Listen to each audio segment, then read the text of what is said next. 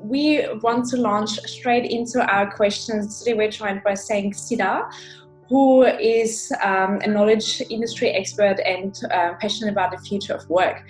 And of course, we want to know, who are you, what are you doing, and how did you get to where you are now? Thank you, Petra. It's a great pleasure to be on your podcast. As you mentioned, I'm based in Washington, D.C., United States. I'm running a global affairs expert network marketplace. Basically, we are a gig economy platform bringing high-end global affairs and global business consultants on one platform and providing direct access of this talent to the corporations, funds, and other organizations operate and invest globally. And how did you get into this space? Yeah, first of all, I've been in global affairs consulting industry about last 10 years, and I witnessed firsthand how the industry has evolved, with the future of work trends and with automation, with the abundance of content on the media, like the different social media platforms creating, constant content on various dynamic issues. So I decided to build this platform to create direct linkage between decision makers and talent. So the intermediate firms and consulting or boutique firms would not be needed, and so the whole process would be faster, and that would also provide some flexibility to consultants so that they could work from within their schedules, work from their homes, and still becoming an important part of the workforce in this specific knowledge industry. So basically different weakness and trends, and seeing how different firms cannot be really meeting the demands and the standards of the changing requirements pushed me to start a new company, a platform that will be the next generation consulting platform for companies. Excellent. And because you already talked about the changes and the change requirements, would you mind going a little bit into more detail as to where you see or have seen the changes over the last 12 to maybe 24 months? Sure. I think the change occurred last about 5 to 10 years, and I can talk a little bit about that. That would give a better understanding to our audience. So first of all, everything started happening faster in the world, not only in business, but also in politics. And coming from political risk and global macro risk advisory business, it was acceptable to provide an analysis on any dynamic subject within 2-day, 3-day period, when a company would gather analysis and digest it, put it on a nice formatting, and provide to their clients. But in today's world, things occur so fast that the funds and organizations need the analysis within hours, if not minutes, when a major high impact event happens. And in order to provide that agile workforce and analysis team, you basically need a platform that you can have direct access to the analyst and researcher or consultant or expert or wonk, where we call in our global wonks platform. And I think it's important to also open a parenthesis, as I mentioned, the wonk comes from knowledge. So if you read wonk from backward, it basically know. So we are a global knowledge platform connecting knowledge holders to knowledge seekers. So that's why our name comes from. So having said that, basically now the companies and decision makers needs quick access to the source of knowledge when a major event happens or when they need to make a decision. So that's why I think speed is an important part of the the current need equation. The second part is basically future of work, how people don't want to be at their desk 9 to 5 anymore, and they want to be flexible and have better work-life balance. and work, whenever they want and whenever they need, and monetize their valuable knowledge and expertise whenever they want. So that trend started, of course, with the fast pace of advances in technology and communications, with the smartphones, the emails starting in 80s, 90s. Now there are a lot of collaboration tools like Slack, Skype, Microsoft Teams. So it's much easier, especially in the knowledge industry, to work from remote places rather than working at the office. And on many cases, it's even better for the knowledge seeker or the client side, because when the talent is on the ground, it's better to get the analysis from someone from the ground rather than sitting on the desk in London, New York, DC, Brussels, Brisbane, but provide this analysis from the ground. For instance, would you prefer to get an analysis really in Caracas that is witnessing all these developments, firsthand, and also has a broad and macro understanding of the Venezuelan crisis? So of course it's the latter, right? So we are basically also tapping into this opportunity, creating this global workforce that is accessible by the client. And the third one, of course, is how automation, technology, and we call it robotic process automation in our area, that how it kind of creates a unique opportunity for companies. So when we talk about future of work, most of the time we talk about, working remotely or robots replacing human in their jobs, and the humans are getting unemployed. But actually it's beyond that, and we need to be a good understanding that basically the future is not robots replacing humans, and humans are getting unemployed, and they need universal basic income. The whole social structure is changing. We should not undermine that risk. That's of course important. That's why we need to talk about reskilling, preparing the workforce for the future. However, I think the secret sauce for businesses and also for talent is to find the perfect optimal balance among technology, human judgment, and data. So if you can put all these three components together, you can really build the next generation of employee or contractor or professional, and the next generation of companies, platforms. That was the unique goal of Global WOMs. We call it Centaur model, that is basically providing all these three components together and providing a unique platform for our WOMs, experts, and the companies that work with us. So I think those three changes within the industry are very transformative for not only knowledge industry and future of work, but also for other industries as well. I love this, the three elements that go together to create the future employee or the future workforce, however that might look like. What kind of skill sets would you say are relevant to be the next level or the next generation of workforce that's embracing technology, but still provides unique value?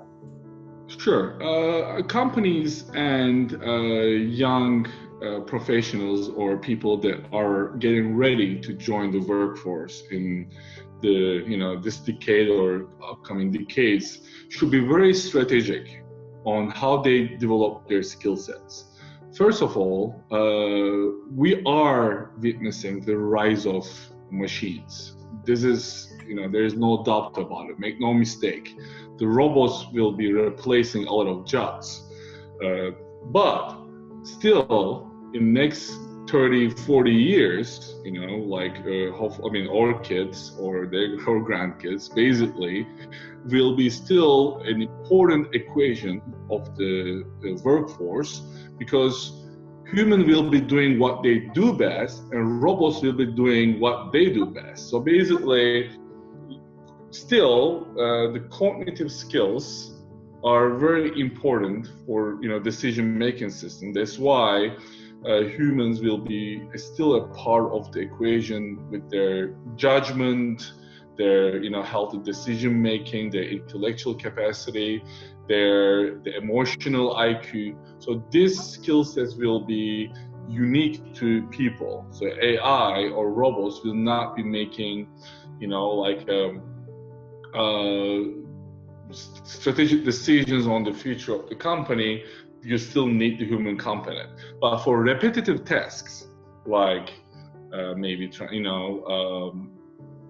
like data entry or some paralegal work, so we will be seeing the loss of jobs in the field. So what I will suggest to younger generation to build some core skill sets. It could be, it doesn't need to be only in the, STEM area. It doesn't need to be, not everyone doesn't need to be a programmer or, software developer.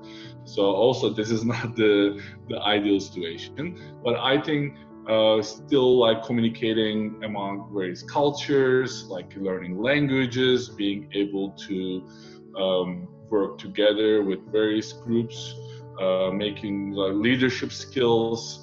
And of course, if you look at it, there are rising sectors such as machine learning, ultra haptics. This is like the new areas, quantum computing. I mean, I would suggest younger generation to be at least literate about these upcoming areas, so that they can pivot around different areas and basically build the necessary skill set. It's very difficult to say, oh, everyone should go to learn programming, or everyone should be machine learning experts, everyone with nanotechnology. I mean, it's not going to work like that. Still there will be need for generalists that needs to understand those concepts, but build like a unique sets, that niche areas that will be instrumental in building new companies or supporting the growth of new emerging technologies. Yes, for sure. And where would you see the future roles going to be like due to all the technology changes? How can we use our skill sets to be more strategic, to communicate better, to have better leadership? Where do you see can we implement that the best?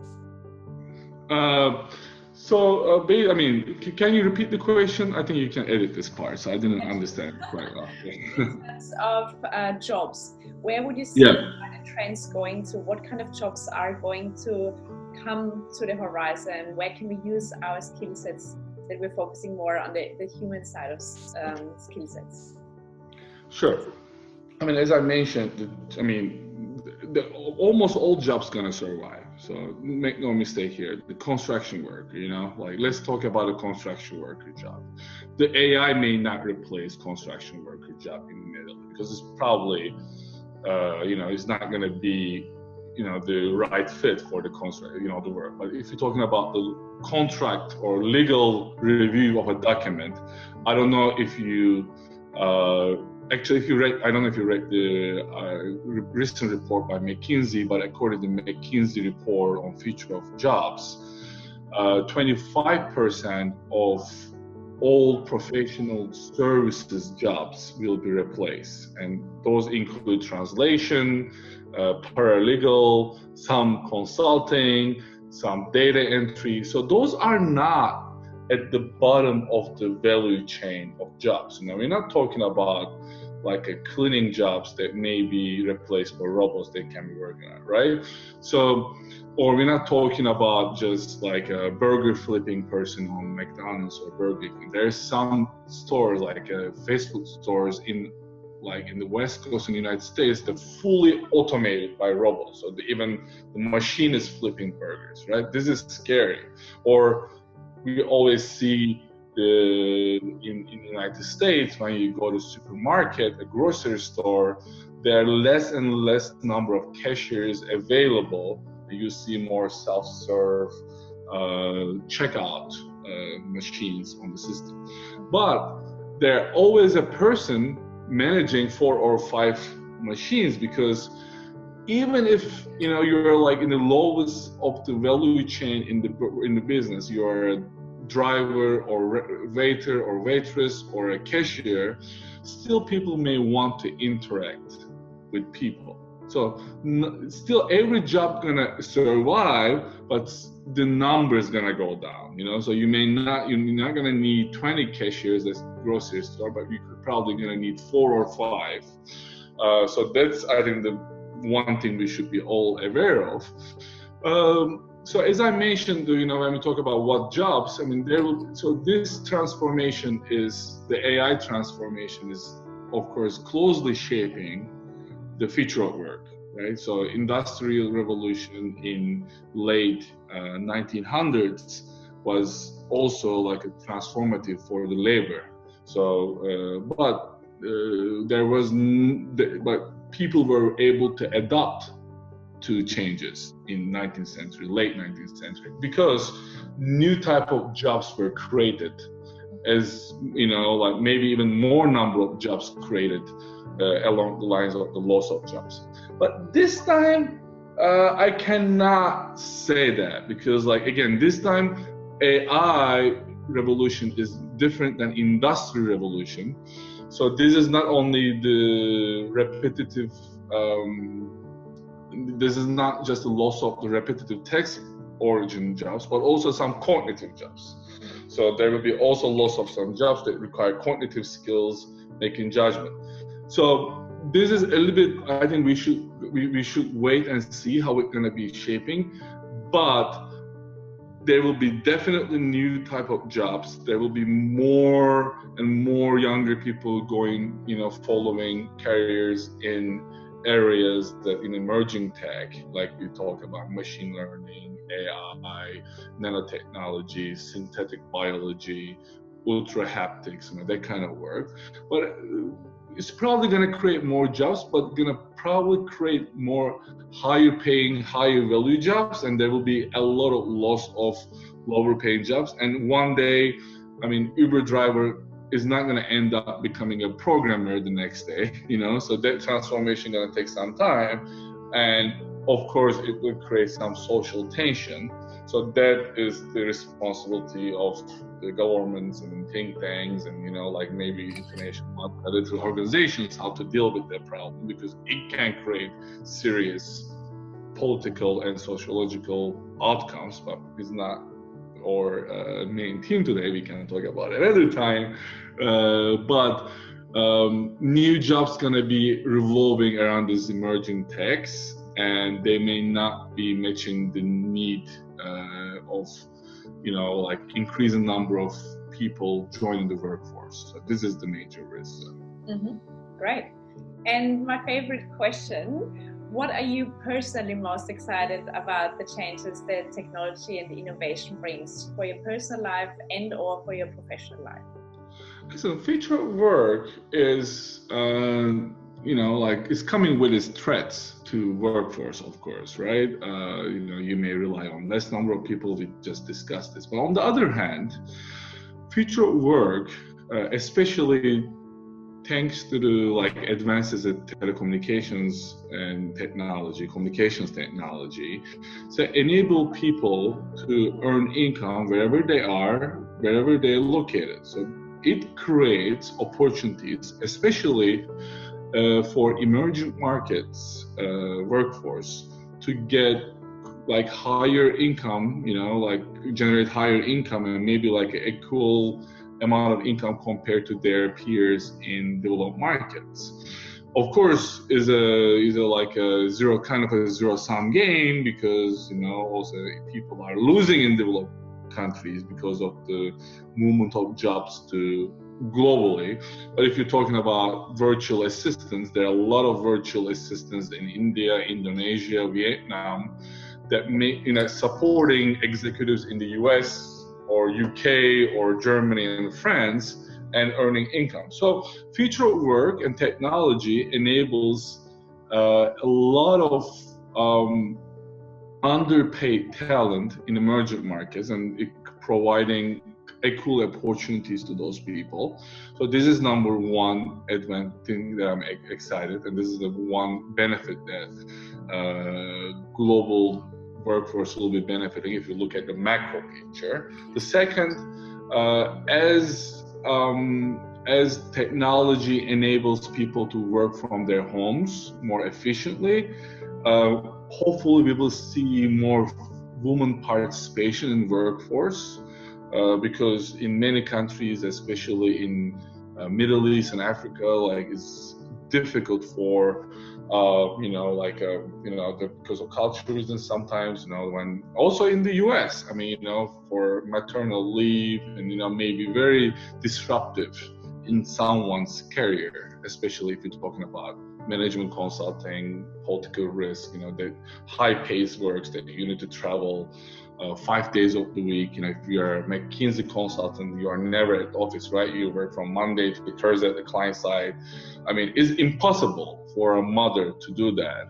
And it's not only like the feasibility, but also the preference. I mean, people want to spend time with their kids. I mean, also fathers. It also applies to fathers. Now, if globally, if it's a very successful management consultant that work at McKinsey or Boston Consulting Group or PwC for 20 years, and they have a great experience and knowledge on specific sectors, they may prefer to stay home and support companies through different companies as freelancer through video conferences or answering quick questions or writing reports. But that gives great flexibility to women and men throughout the world if they want to spend more time with their families. And third, I mean, future of work also enables emerging market companies to compete with the developed market companies globally. Because think about it, if I'm a small company based in Vietnam and I would like to export to Africa, so how am I going to find someone in Vietnam who are experienced doing business in Africa?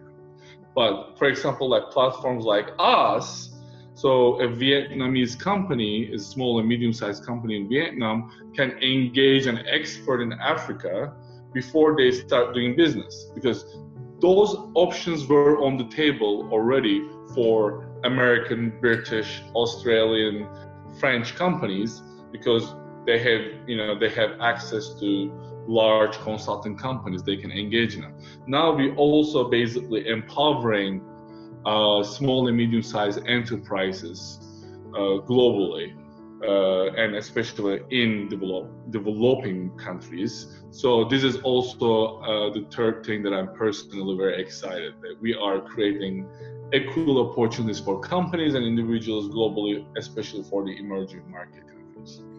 I think it's so exciting that technology makes the world smaller and brings everyone together. We don't have to sit next to each other anymore to tap into the best skill sets around the world. And this is, providing so much opportunities, as you said, and so much flexibility that creates a much better and bigger value for everyone involved.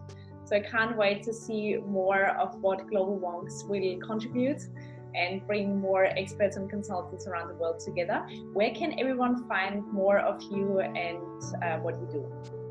Sure. So our website is very self-explanatory. It's at globalwonks.com. So everyone can go and look how it works.